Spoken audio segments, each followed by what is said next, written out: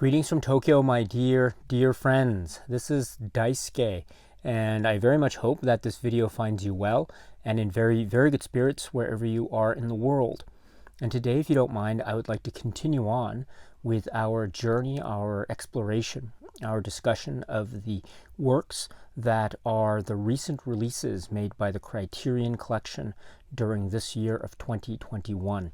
And this brings me to one of the recent releases of a work that is designated by Criterion for spine number 1065. This is the work from 1968 from filmmaker, artist, and writer Ousmane Sembène. And this is the extraordinary work, which is called MANDABI.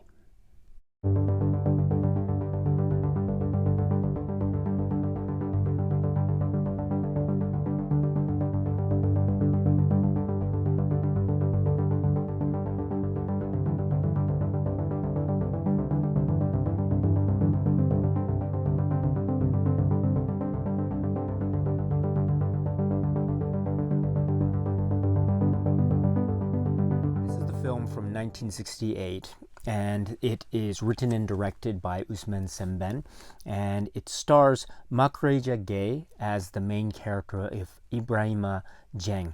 This is, of course, the extraordinary work which is called MANDABI. If we were to try to describe the essence of what this film MANDABI is about, I think we can rely quite effectively on the title itself for a really important key to the plot of this film, MANDABI, or the money order, because in fact the film's plot revolves around the idea of a money order, which is a sort of catalyst for the various plot events that occur and that we follow as the film unfolds, because we know that the story involves our main character of Ibrahima Dieng, who is living in Senegal during this period we assume is the 1960s, contemporary times. And he receives news that one of his family members, his nephew, Abdou, who at the time is living and working in Europe, in France, in Paris in fact, this family member has sent to Ibrahima Dieng, our main character who is in Senegal, he has sent to him a money order of a considerable amount of money. And so therein lies the crux of the story, because from there we follow our main character of Ibrahima Dieng as he tries to traverse and maneuver himself through the very strange and quite difficult world of the various steps and hurdles that he has to clear, the rules that he has to follow, the bureaucracy and process that he has to follow in order to achieve this step, to achieve the next step, to achieve the next step, and so on and so forth, along the way for the ultimate goal of hopefully being able to cash this particular money order. So that is, I think, the general flow of the plot or the story structure itself. And I think we can see that from this structure inherently, we can follow Ibrahima Dieng, who is, I think, a very interesting character in and of himself. And we see where he comes from and where he lives at the outset of the film. I think the Abubakar Sanogo, the film scholar in one of the Criterion supplements, describes Ibrahima Dieng's living situation in Senegal at the time as being in this type of shanty town part. And so he is part of this community, Ibrahima Dieng is, and he speaks Wolof, the language of Wolof, which is also a very important part of this film, and I'll get to that momentarily.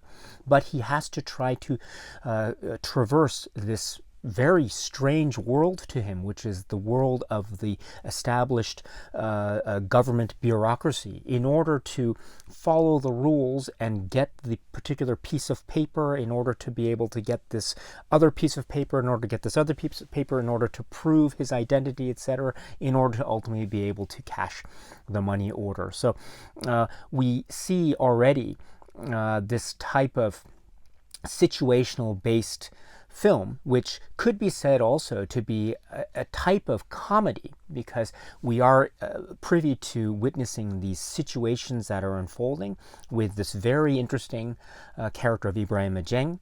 And we see him trying to react, trying to maneuver himself, trying to protect himself while all these goings-on are occurring, again, in the context of the bureaucratic or the framework, excuse me. And so this is, I think, setting up very interestingly the possibility of viewing this film, in direct terms anyway, as almost a type of satirical, absurdist comedy with this money order story at the heart and center of it. And so that is, I think, one way of looking at this film MANDABI, as this type of satirical comedy.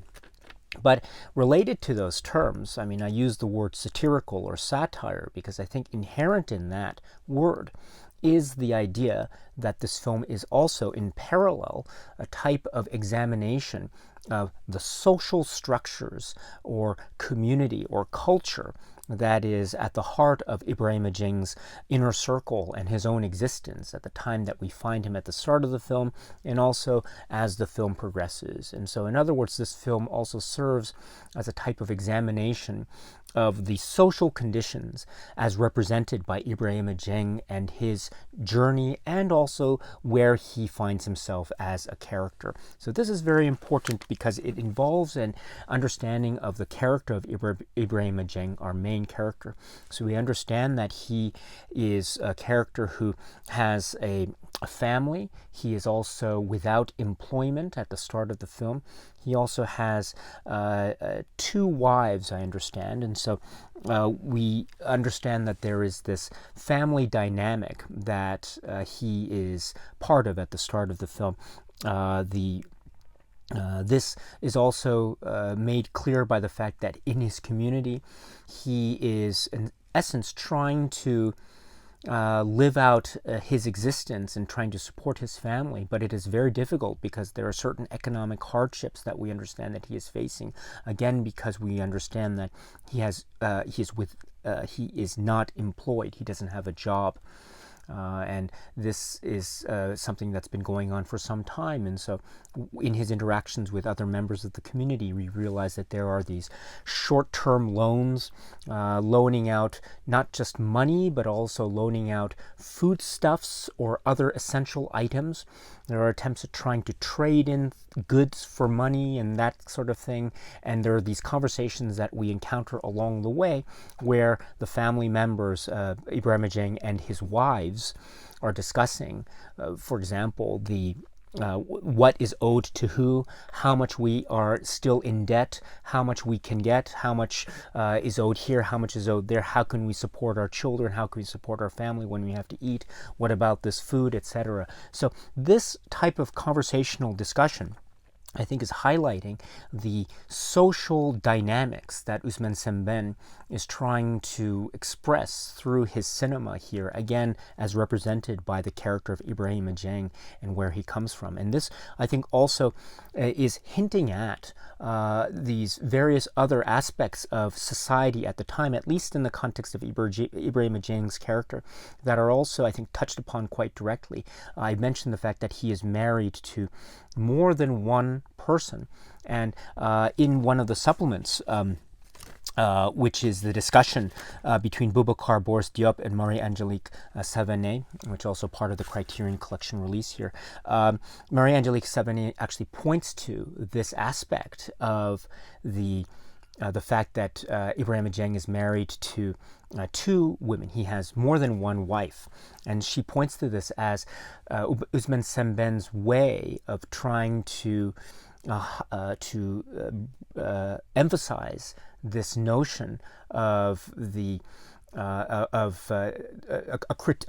social critique that is based on a feminist perspective. And so this is also, I think, augmented quite interestingly in the way in which this relationship between Ibrahim Ajeng and his wives is represented and expressed in the novella, which is the basis of this particular film work. And I'll get to the novella in a moment because it is an extraordinary part of this overall extraordinary release from the Criterion Collection. But just to touch upon the relationship between Ibrahim Ajeng and his wives, the novella actually points to certain parts where we get the point of view of his wives, and we get some thinking about how his wives are, in essence, trying to use certain situations or trying to deal with certain situations and in order to achieve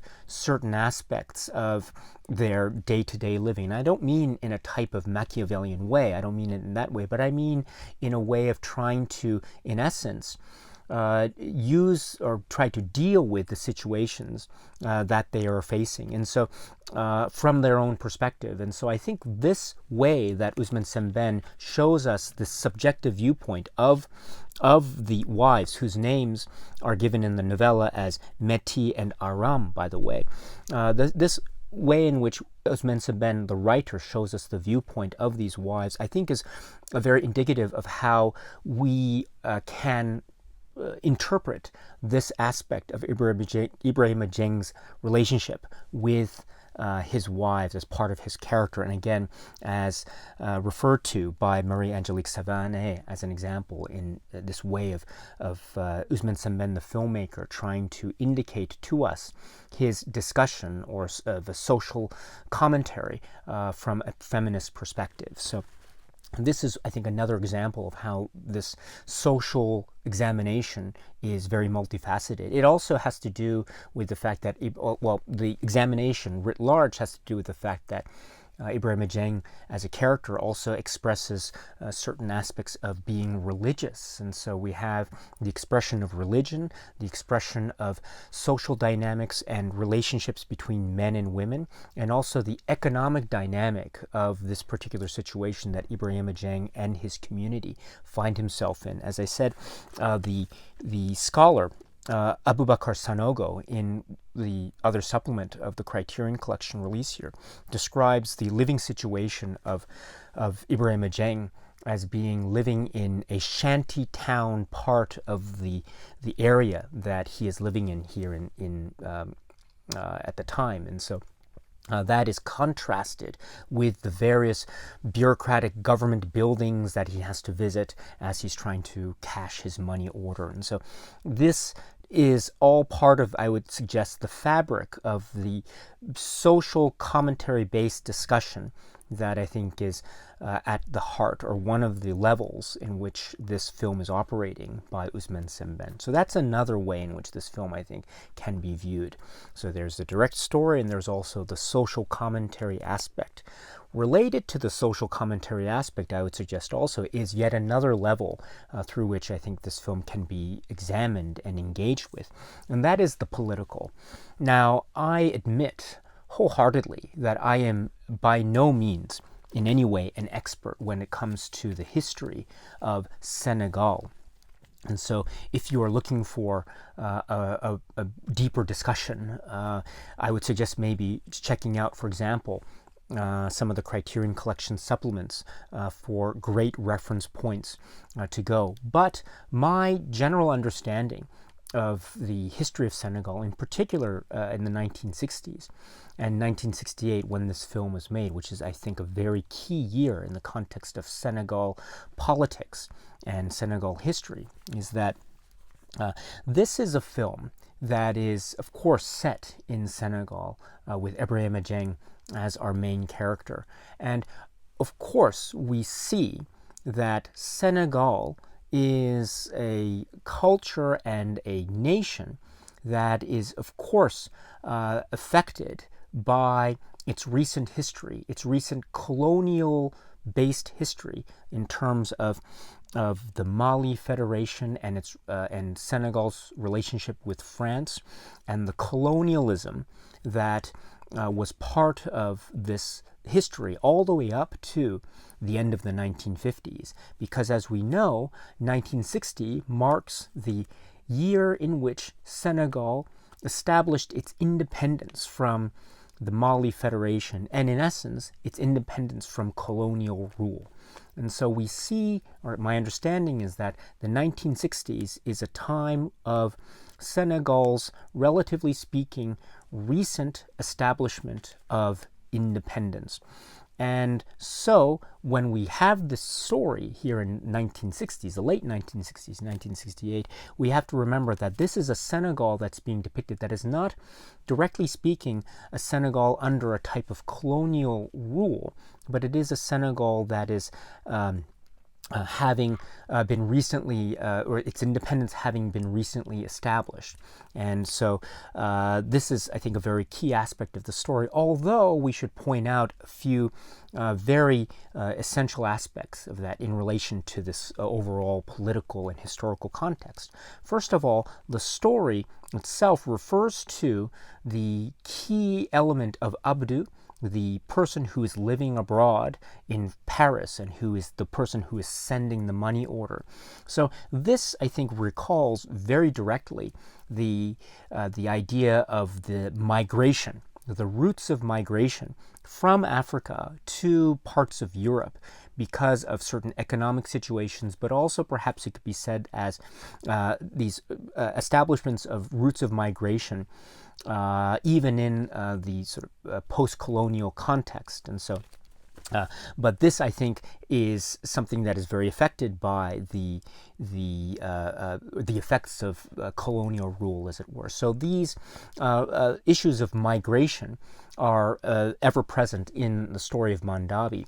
And indeed, the story of the nephew who's living abroad is also an echo and very closely linked with the economic situation that I was referring to earlier, because we see in films like MANDABI and also in other films by Ousmane Sembène, including a short film that is also included in the Criterion Collection release here, and I'll get to that in a moment, we see the plight of unemployment. And so, for example, for the nephew, Abdou, his choice, we understand, was to go abroad in order to make a living and to earn money, because the assumption being that those options weren't necessarily available to him back here in Senegal. So this idea of the roots of migration and the economic situations being linked in this way, and also the link back to colonial rule, I think, form a very important nexus, if you will, of the multi-structured themes that are at the heart of the discussion of this film, MANDABI. So that is, I think, very important. Alongside that historical discussion or context is the idea of Senegal during the period of the 1960s. Now, as I say, once again, I will emphasize that I am not an expert in Senegal history, but my very general and shallow understanding of Senegal history is, for example, we have, after the establishment of independence, we have the President Senghor and also Prime Minister Mamadou Diop, and we have a type of establishment of rule that led ultimately to a type of struggle between these two figures, President Senghor and Prime Minister Diop, which led ultimately to the ousting of the Prime Minister due to certain factional forces within the Senegalese Progressive Union Party. And this led to the establishment ultimately of Senghor, President Senghor, and his presidential rule. And part of those presidential edicts, or part of that administrative application of power in this newly established independent Senegal, was, for example, the reduction of grants, student or school grants. And this caused, I understand, quite an uproar. And this is described very nicely and in vivid detail by, for example, Marie-Angélique Savané in the discussion in the Criterion collection with supplements, which is the causes of the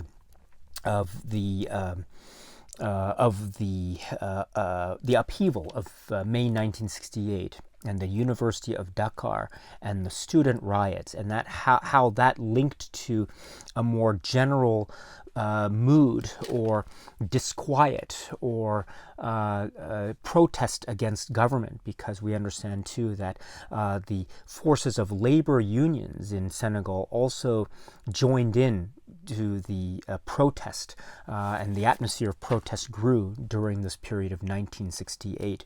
And this was a protest against government, as exemplified and represented by the rule of President Senghor at the time. And indeed, Marie-Angelique Savané, in her discussion with Boubacar Boris Diop, suggests that perhaps it was this idea of the policies of Senghor weren't necessarily reaching the people as much as they should have. And based on that premise, I think we can identify this film MANDABI as having a really heightened sense of significance in the context of this political discussion. This is a film, again, it's from 1968. This point is also brought up in the Boubacar Boris Diop and Marie-Angelique Savané discussion.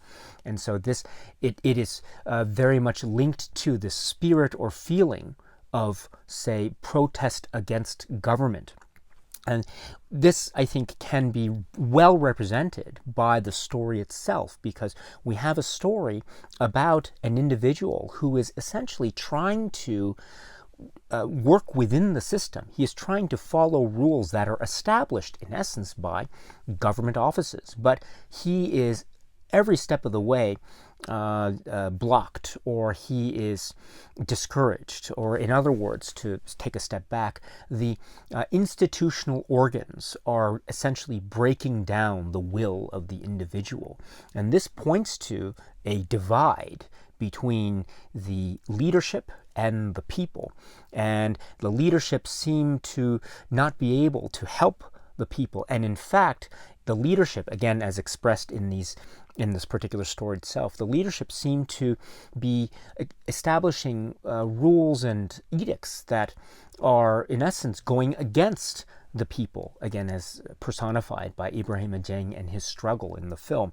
And so in that context, this becomes so very much a political work that is also augmented by the fact that the language, or the language depicted in this film, is so much part of this, because we have a film that is focusing, as I say, on the main character of Ibrahima Dieng and his community in the area that he lives in. They are speaking the language of Wolof. It is not French, it is Wolof. Sometimes we encounter other, quote-unquote, maybe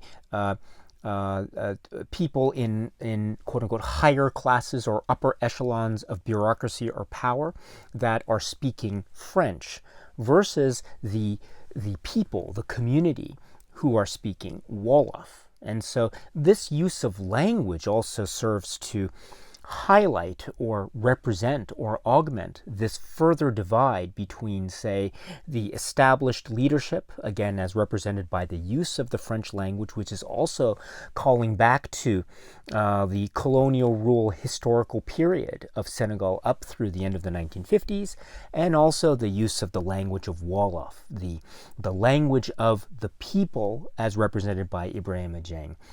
The use of language is extraordinary, and many scholars have pointed to this as being a very significant key to this film. For example, Abubakar Sanogo, in his discussion in one of the supplements, describes it as being a type of emancipatory act of cinematic expression, because it is the language that is understood by these people. And sometimes French is not understood by Ibrahima Dieng and other members of his community. Only Wolof is understood. But the fact that this film is being told primarily in the language of Wolof makes the film, I think, embody the idea of the emancipatory power of cinema itself, and when we understand what could be derived in terms of a political message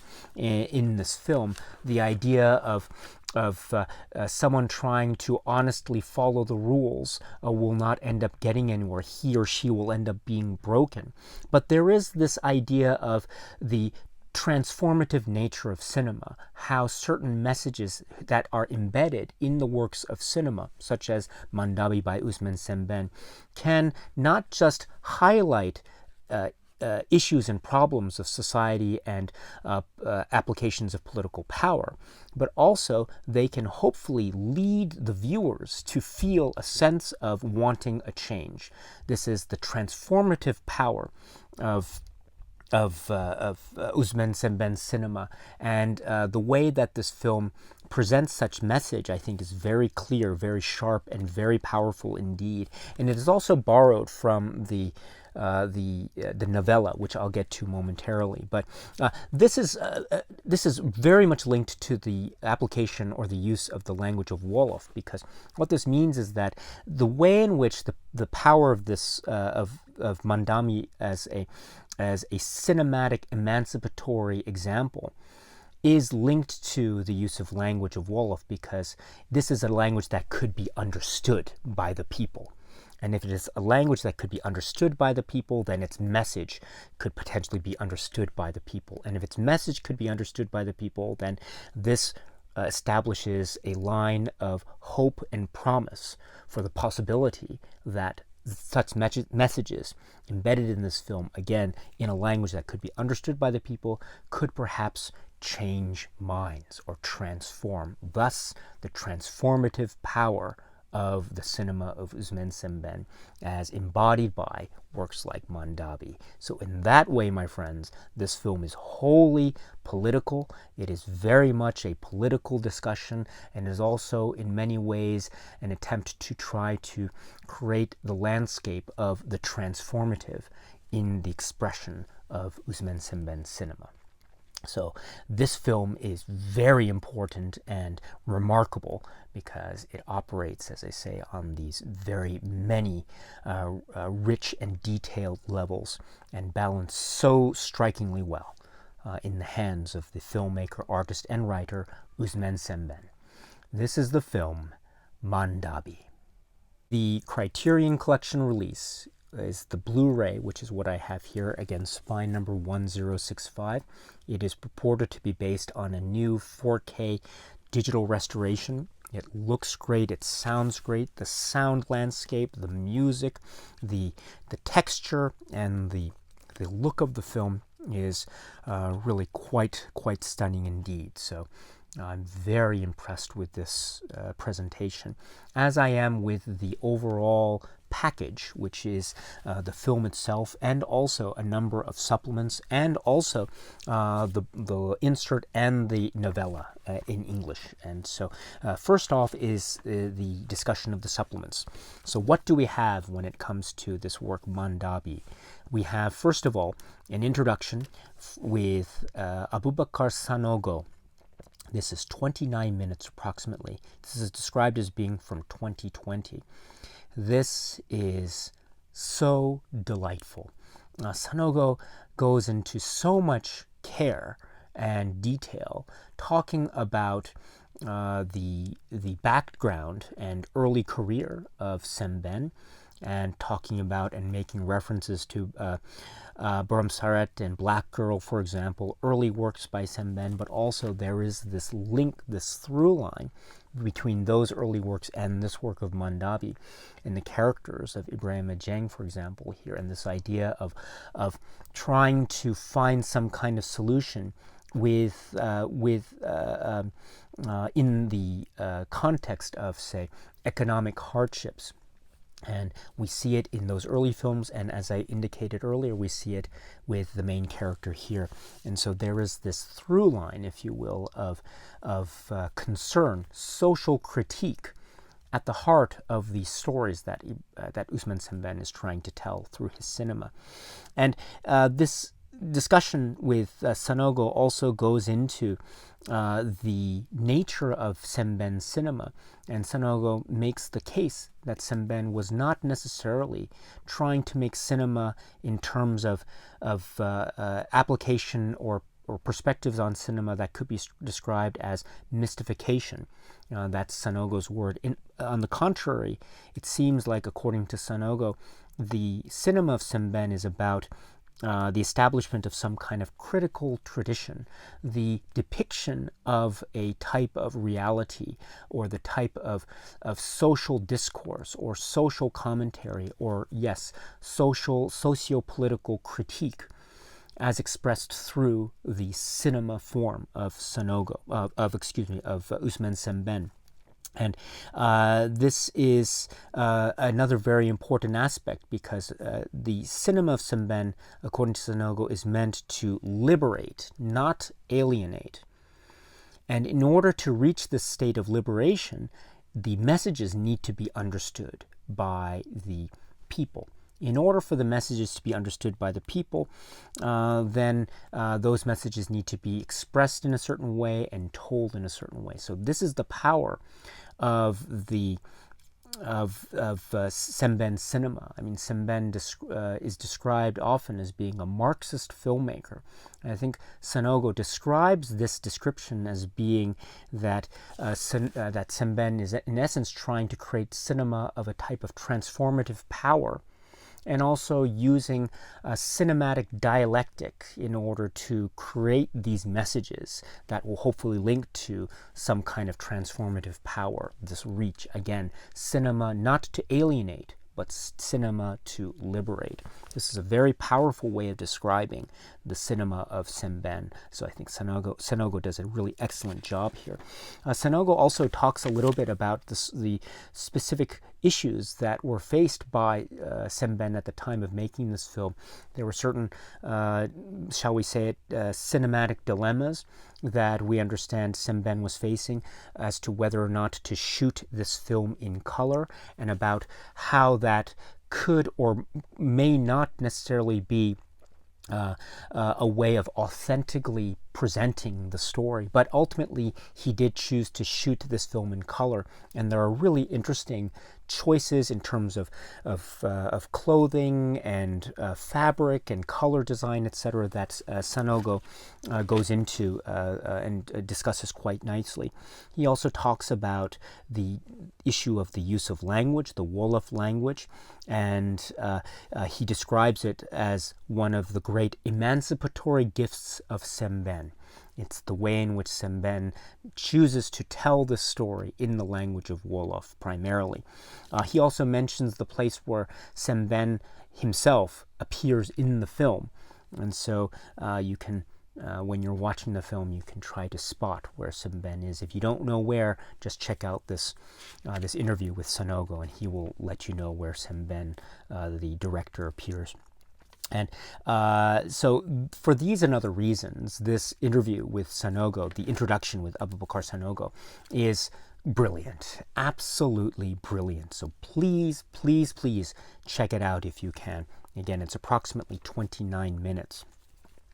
That's not all, because then we get a discussion between Boubacar Boris Diop and Marie-Angelique Savané, as I alluded to earlier in the video.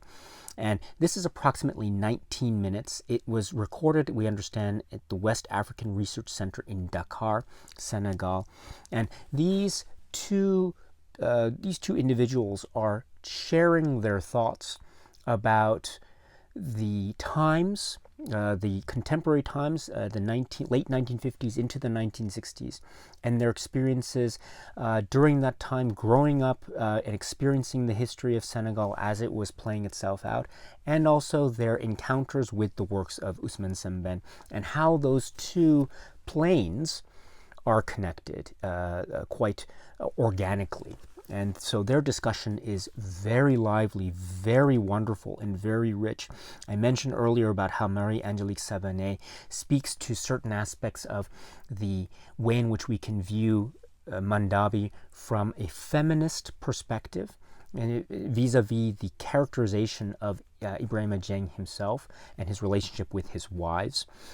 I also mentioned that they go into a little bit of a political discussion about Senghor, about Mahmoud-Dia, and how this can be said to be the backdrop for, and also talk about the 68 riots and protests, and how this can be said to be the backdrop of the political discourse that this film is engaging with in terms of describing or expressing the deep divide between the leadership and the people, and how perhaps, and to go back a little bit to Sanogo's discussion earlier, how this perhaps could also be seen in a type of political discourse in an oblique way, in cinematic terms, a type of critique of the current power structures in Senegal in the 1960s, and perhaps this is an indication of the view of neo-colonialism. And so this discussion between these two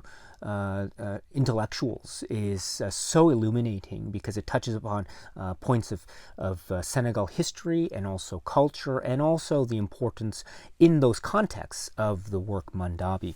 And I should point out too that Boubacar Boris Diop makes such an interesting link between the use of Wolof, the language that we see employed in the telling of the story Mandabi, and he makes a lovely link with an earlier work that was written by Ousmane Sembène called Le Docker Noir, or Black Docker, and he's talking about how the book was dedicated to his mother, who probably could not read it because of the language.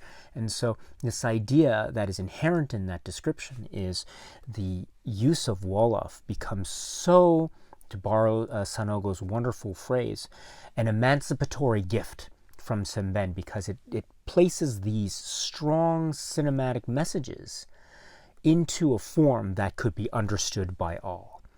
And so that makes his films thus totally personal and individual, as exemplified by how he felt about dedicating one of his works to his own mother, who probably couldn't even read it because of the language. And so this is, I think, such a profound link that is being made here, and it shows, I think, the great depth that we can assume that Sembène, as the artist, was really experiencing as he was trying to tell his stories, both in forms of literature and also in forms of cinema. You must check this out if you can. Again, approximately 19 minutes. That's not all, because then we have a short film, which is by Ousmane Sembène. It's described as being 1970, although there is a little copyright indication in one of the titles that indicates 1971. But in any event, this is described as a 1970 short film called Tao, and this is approximately 26 minutes. Now, we had a brief discussion of the character of Ibrahima Dieng, the main character in Mandabi. Well, the main character in the short film, Tao, also is undergoing or experiencing similar types of economic hardships in terms of trying to find a job, trying to deal with various familial or community points in terms of trying to make a living, and also his relationship with his family, and also the various choices that he makes, and what those consequences are. And my goodness, those consequences are quite profound indeed. And this, I think, is very consistent with the social commentary critique aspect of films like Mandabi, and so they are very, very relevant, the two of them. So the inclusion of this short film is wonderful to have. Again, this is Tao, approximately 26 minutes. And then to round out the supplements, we have something called Praise Song. And so this is from 2015. And there was a documentary called Sembène. And so this documentary is focusing on Sembène, but as part of the filmmaking process, there were some interviews or some excerpts of interviews that weren't used for that documentary, I understand. Well, those outtakes, as it were, are now assembled in this work, which is called Praise Song. It's approximately 15 minutes. And so the footage of assembly that's relied upon for this work, Praise Song, are interviews with, for example, Manthia Diawara from NYU, and then Angela Davis and Clarence Delgado, and Sheikh Damidu Khan and Gugi Wa Tiongo and Yuson Dor, and also Cornelius Moore and Fatoumata Coulibaly. And so these interviews are focusing in on their impressions, their interactions with Sembène's work, and their interpretations of Sembène, and how Sembène's work is so profoundly important in the context of the discussion of Senegal culture and history, and also the notion of a transformative power of cinema as a type of emancipatory act, as it were. And these are a really great sort of assembly of outtake interviews, but they are, the word outtake, I think, isn't doing justice, because they aren't outtakes. They're really great interviews or excerpts of interviews in and of themselves. And so this is a wonderful thing to have yet another reason to be excited for the cinema and world of Ousmane Sembène, because of the great excitement and well-deserved devotion that his works have engendered over the years. So this is a great example of that. Again, approximately 15 minutes. Then we have the actual inserts that are included. Now, these are really great. Let me speak about this fold-out insert for a moment. So this is a fold-out insert, and it is, as you know, I prefer the stapled booklet, but the fold-out insert here is great because it has two pieces of writing. First is an essay called Paper Trail by Tiana Reid. This is another brilliant essay in the collection of Criterion Collection Release Essays. Please read this if you can. It goes into some very important detail about Ousmane Sembène, his career as a writer and a filmmaker, and also the various themes of this film MANDABI that I was trying to suggest earlier in the video. But it is written in a way that is much better expressed than in any way that I could possibly hope to achieve. So I recommend this wholeheartedly. Again, the essay is called Paper Trail. And that's not all, because we also get an interview with Ousmane Sembène, and it's described as being originally published in 1969. And this is great because this gives us, from Ousmane Sembène himself, his view about the type of filmmaker he is, or he perceives himself to be. And he talks about his inspiration by Brecht, for example, and also he talks about specific aspects of the production of MANDABI, and also the way in which he views the character, the main character of Ibrahima Dieng, for example, and the like. And so this is another essential writing that's included here. So bravo to the Criterion Collection for being able to include these two writings as part of this this insert. Incidentally, the artwork, of course, from the cover, which is great, by the way, is carried over into the fold-out insert itself. So well worth checking out. But that is not all, because what we also get, and this is unbelievable, we also get this, which is an approximately 64 pages. This is an English translation of the novella called The Money Order by Ousmane Sembène himself. And we understand this was translated from the French being Le Mandat. And so this is the English translation of such novella, The Money Order. And so this is the story that is, in essence, the basis for the film MANDABI, in English, and translated into English. So I read through this, and as I was trying to indicate earlier, the story does give us glimpses or clues or indications, say, from the perspective or point of view of the wives of Ibrahim Dieng, for example, which are also called, and according to the glossary of Wolof terms here in the back, veuve Dieu, And we also have the the specific details that are expressed in this novella that find translation in the film, or there are certain ways that the film deals with these specific plot points that we get also expressed in a different way in the form of literature in this novella. This is amazing. Let me say that again. This is amazing. Please, please, please, please read this. This is stunning. This is so helpful too, because as I was indicating earlier, in all the supplements, we also understand that Ousmane Sembène is a writer as well as a filmmaker, and so we get a sense of the way in which he is structuring a story, the way that information is presented, and the presentation and characterization of the characters we follow, including, of course, the main character, Ibrahima Dieng. And we see that translated so well, or expressed so well, in the form of this novella, and also in the film itself.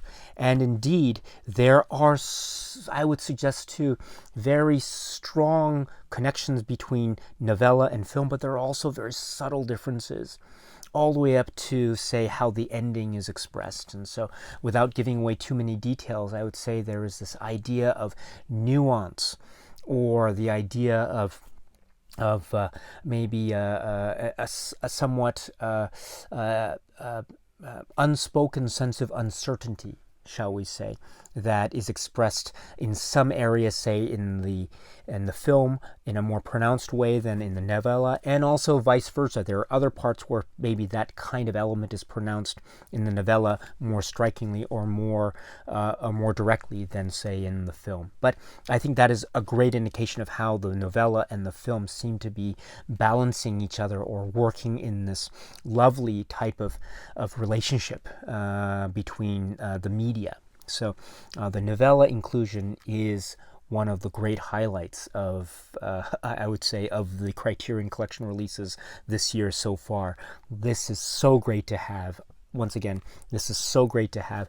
It is in this maybe thin paper, and so as you read the outer cover, in fact, so actually the cover paper is thinner than the inner pages themselves. So that's an interesting thing. I suppose it's due to the availability of materials, but that's okay. It's not going to fall apart on you or anything like that. So and of course you can read it and read it and read it again, and it's always going to be there. So this is a wonderful. It's not just a resource. This is a wonderful source of Ousmane Sembène's talent and artistry, and this is, I would say, so very, very, very essential. So thank you, Criterion, for being able to include this. It indicates the publisher being the Criterion Collection New York in the inner page here, so that's also very, very interesting. So well done, Criterion, for this. And please, once again, let me emphasize how essential I think this is. So please, if you can, please check it out, please read it, and if you have, please let me know what you think, because I always love to hear what it is you have to say. And with those comments, my friend, that is a brief discussion of the film MANDABI, and also the Criterion Collection release of this film, MANDABI. Let me just conclude by saying this is an extraordinary work from Ousmane Sembène. And for the reasons that I was trying to indicate before, this is a film that is very complex. It is very complex, and it has at its heart a very compelling story that I think could be understood by all because of its universality of message. So this is the work from Ousmane Sembène, which is called MANDABI. Okay, my friends, so that's it for now. And so until we meet again, please be happy and healthy and well, and please keep on watching a lot of great, great movies. Thank you so much, as always, for your time. I very much appreciate it. Stay strong, stay safe, and cheers.